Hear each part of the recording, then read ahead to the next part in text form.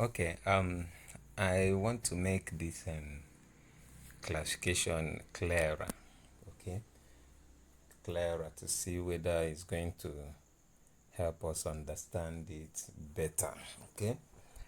Now, there are four basic ways in which we can classify amino acids. Like I said, you can classify them based on one, the structure.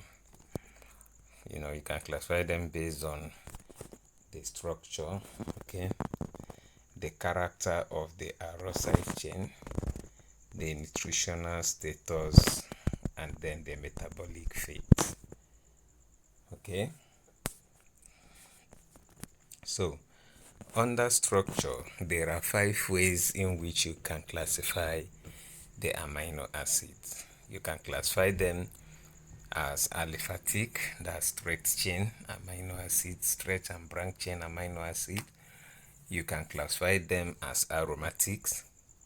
You can classify them as heterocyclic. You can classify them as amino acids, and you can classify them as derived amino acids. So all these five substructures are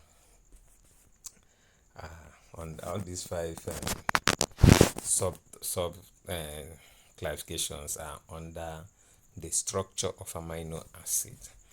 Now, when you come to the aliphatic, you see we can classify them further into three. Okay, where you have the monoamino monocarboxylic acid, the monoamino dicarboxylic acid, and then you have the di or the polyamino monocarboxylic acids. Okay, I'm not going to be mentioning examples because it's in the previous one I've done before.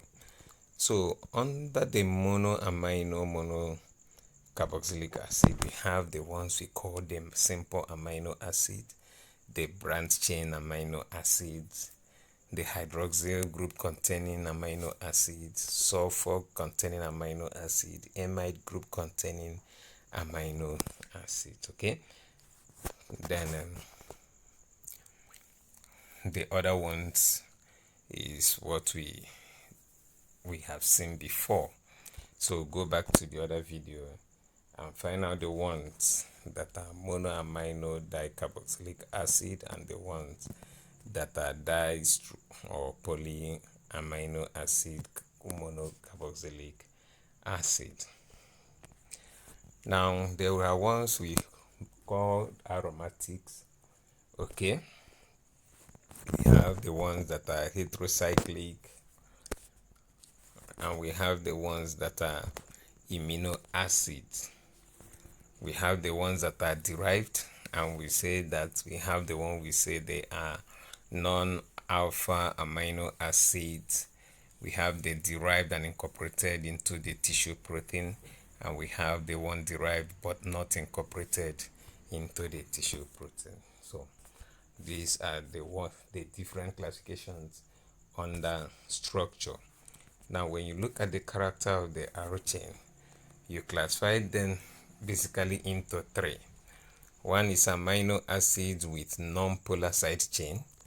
Then you have amino acid with polar but uncharged side chain.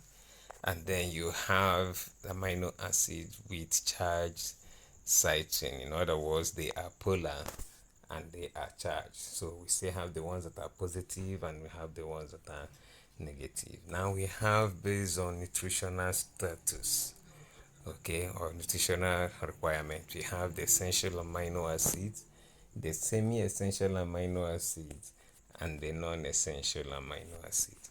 Now some books we go on to just say that semi-essential is part of essential. So you basically have two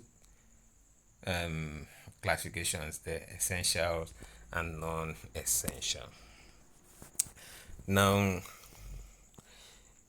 you look at the metabolic fate. I said there are some that are glucogenic, there are some that are ketogenic, and there are some that are both glucogenic and ketogenic. So this is just a summary of what we've just finish.